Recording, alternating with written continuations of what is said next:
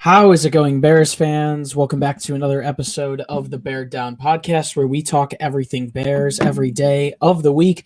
Today, we are back with our Week 4 pregame show. We're going to be looking over the Bears' Week 4 matchup with the Detroit Lions. We're going to be making our picks, letting you guys know everything you need to know about the game before the Bears look to come back this week, have a little bit of a better week than we saw last week, and move to 2-2. Before we get in this one, I would like to say we've been trying to post videos each and every day. We want to bring you guys the most comprehensive Bears coverage on the web. So wherever you may be listening, do us a favor, drop a like, subscribe, follow, whether that be on Apple Podcasts, Spotify, or on our primary platform here on YouTube. I am your host, Chris Malpe, today to break down the Week 4 matchup, as tough as it may be, as grueling as it may be, as much as we don't want to talk about the Bears from time to time. I'm joined with my co-host, Parth Shaw. Parth, how's it going, man? IU Penn State tonight. Iowa got a big win last night. How you doing? Doing pretty good. We're about to play Penn State. I'm excited for that one. Definitely beat Penn State in a great game last year, so hoping to upset the number 4 team in the country, and obviously pregame this show. This Bears-Lions game is crucial, so yeah. Yeah, definitely a big one tomorrow. A lot of big college football games going on today. Iowa clapped Maryland last night, 51-14. University of Cincinnati's beating Notre Dame. There's a lot of good college football going on today. But we're here to talk about, obviously, the Chicago Bears tomorrow. The 0-3 Lions are going to come to town on October 3rd to face the 1-2 Bears at 1 p.m. Eastern, 12 p.m. Central Time. They're both seeking a lift. Both teams are seeking a lift after gut-wrenching losses. The Bears have a 58.4% chance to win this one per ESPN's matchup predictor. But before we get into our coverage of the Week 4 game, it feels weird saying that, let's get into this message from our sponsors over at CBDX.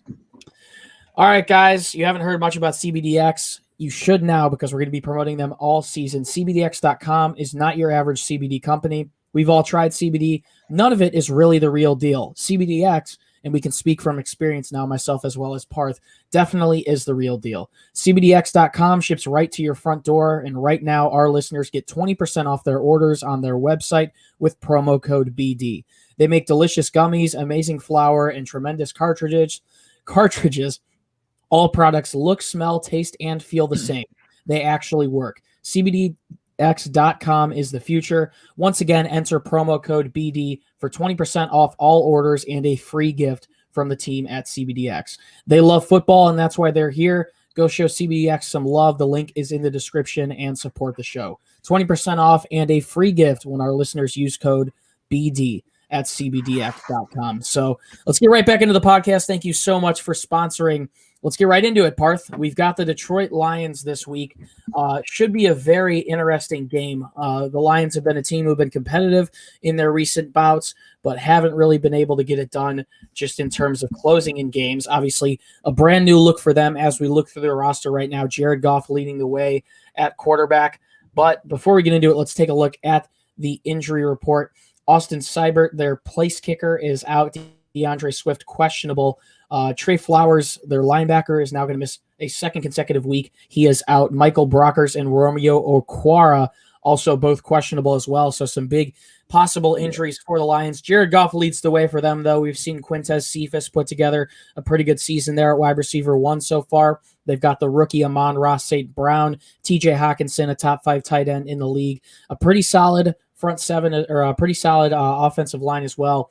Penei Sewell, Jonah Jackson, Frank Ragnow, Vaitai, and then Matt Nelson as well. Taking a look at their defense, they run a base 4-3 defense. Michael Brockers is questionable. We'll see if he plays. Former Bear Nick Williams will return to Chicago. Linebackers are looking pretty solid with Alex Anzalone. If Okwara is out, that could be a big loss for Detroit, as well as Derek Barnes. And then in their secondary, I mean, Jeff Okudah is obviously someone they drafted a couple of years ago, just last year actually, to be their number 1 cornerback. He had not the greatest year last year, is out with the torn ACL this year. So they've got Tracy Walker, Bobby Price, Will Harris, and Amani, that's a tough name. Oruwariye, I don't even know. I think you said that right. That's a tough name, but Parth, we see this Lions team. It's a team that the Bears have successfully been able to beat the last couple of years. They've had a lot of success against Detroit, especially since we started this show. So overall, Jared Goff leading the way. DeAndre Swift has been a pretty good piece for them so far. What do you think about this Lions unit? They've played some solid football so far. Despite their 0-3 record, I thought what they did last week against Baltimore Ravens was pretty good. That Ravens team is a playoff team, in my opinion. So for the Lions to stick with them to the end of the game, I thought they did a really good job. They're a really well-coached team. Something that you can say about them is their coach gets the best out of all their players. I feel like, you see the effort on the field. That Detroit team is lacking some pieces. They don't have the best wide receivers in the league, but they play some tough football. And you see that Jared Goff is competitive. He's been playing pretty good so far this year. I think they've been able to throw the ball all over teams so far, especially week 1. I think he had over 300 yards. And DeAndre Swift, he's been a great running back for them so far. Out of the backfield, he's been able to catch the ball. And obviously he's always a threat with the run just because of his speed. And I really like their defense. I'm excited to see Nick Williams. Happy for him to get a starting role on that Detroit defense. And I do see that you named some some big name players that could be out for the Lions who are listed as questionable right now, which would be a big break for the Bears because we definitely need all the competitive edges possible, I feel like. Yeah, taking a look at this Detroit team, I think it's a game the Bears should win tomorrow, and you'll see a little bit later. I'm picking the Bears by a slight margin in this one. But this Lions unit, I mean, you mentioned it. They're coached pretty well. Dan Campbell coming in from New Orleans has done a pretty good job getting them together. We've seen Jared Goff have a pretty good year so far, 86 for 123, 800 passing yards, 5 touchdowns, only 2 turnovers for him. It's been a pretty good year for him. He's been able to distribute the ball to his receivers who you might not know their names, but they're definitely some decent playmakers, especially with St. Brown and Cephas. I think they have a future with those guys looking forward. But, it's a game the Bears should win at the end of the day, in my opinion. We don't know if Andy Dalton's going to play. This Lions defense, if they miss someone like Romeo Okwara, that could be huge.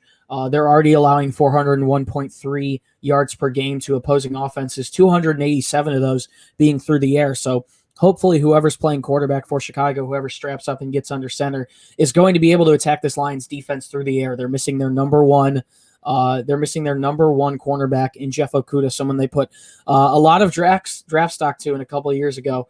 Last year, excuse me. I keep saying that.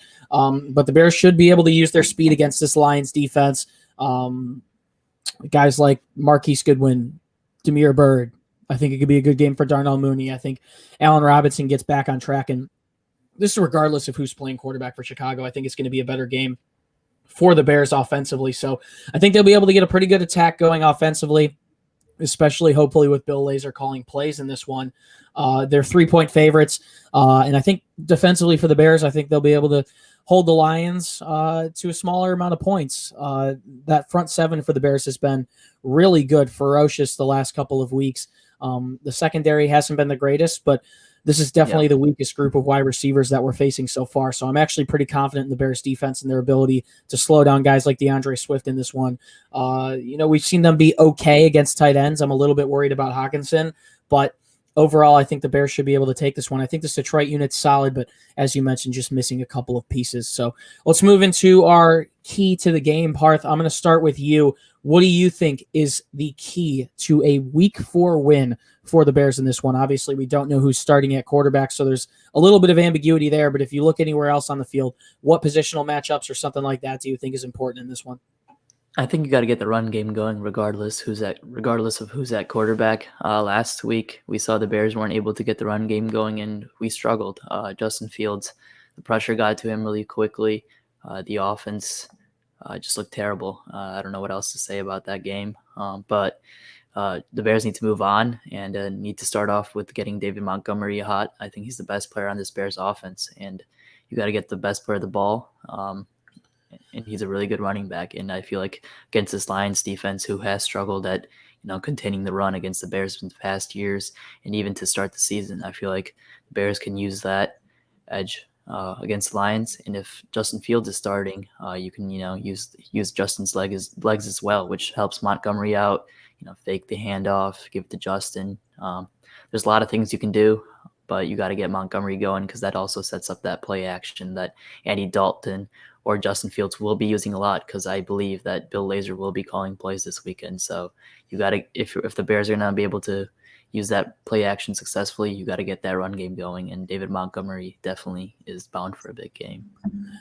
Yeah, it should be interesting to see how Monty can bounce back. He's currently got 203 rushing yards, which slots him in at 5th in the league currently. So he's having yet another good year, on pace for over 1,000 rushing yards. But I'm going to go with, I don't know if it's essentially a positional matchup or anything, but I think if you're the Bears and you want to win this one, you have to continue to try and stretch the field vertically. The Bears had 1 yard of net offense in week 3, and that game was just absolutely atrocious. You got to get your playmakers involved in this one. We saw Devontae Adams a couple of weeks against Detroit have 8 receptions for 121 yards, 15.1 yards per catch on 9 targets. We also saw Robert Tonyan have 3 catches for 52 yards and a touchdown. So maybe we get Jimmy Graham or Cole Kmet going in this one. You can't be scared to throw the ball downfield. This is the weakest secondary and the weakest group of receiving corps that the Bears are facing all year, and it might be the weakest group of both of those that they're facing all year. And I'm talking about offensively right now. It doesn't even matter what the Lions wide receivers do. You have to extend the ball downfield. You have to get someone like Allen Robinson going. He hasn't really been able to do much of anything. Darnell Mooney has been pretty solid, but not used in the right ways just yet. Marquise Goodwin, my bad. You can use him in better ways as well. So overall, you just have to stretch the ball downfield. I think you're going to be able to find success regardless of who's at quarterback. And that has to go with the offensive line giving whoever's under center time too. We saw Justin Fields get sacked 9 times last week. If that happens again, the Bears aren't winning this game. You've got to allow 5 or less sacks, and even 5 is a pretty high number. So the offensive line's going to have to step up, especially with guys like, obviously, Michael Brockers and Romeo Okwara, whether or not they play. Probably going to be a little hobbled in this one, and Trey Flowers, their big pass rusher, is going to be out in this one. So give the quarterback some time to throw. And Bill Lazor, man, trust your playmakers, because guys like Allen Robinson, I know, are going to be able to make some big plays in this one if you give them the opportunity to do so. So let's get into what you guys are all waiting for, our Bears-Lions picks.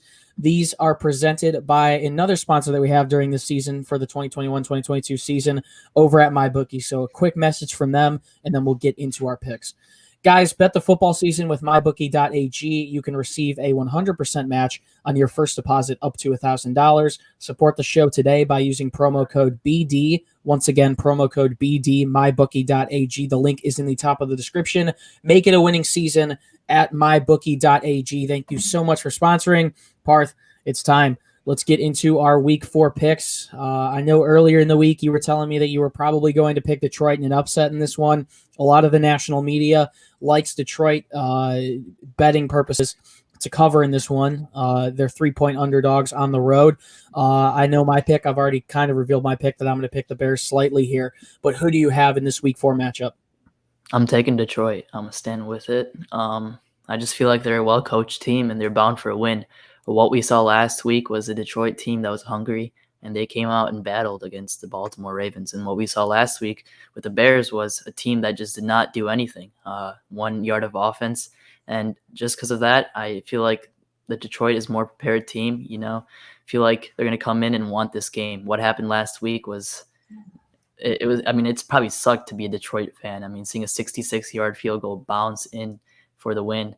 I couldn't imagine being a player. It definitely hurt, I bet, and they're going to come out for some blood. And this Detroit team knows that the Bears have gotten their number the last couple of years, so I feel like they're going to be hungry. And they slightly beat the Bears in this one, 23-20. It's going to be a good game. I hope the Bears don't lose this as a fan, and because I just feel like that would suck. Losing to Detroit is never fun, especially because they're so easy to make fun of. But if we lose to them, you just can't make fun of that no more.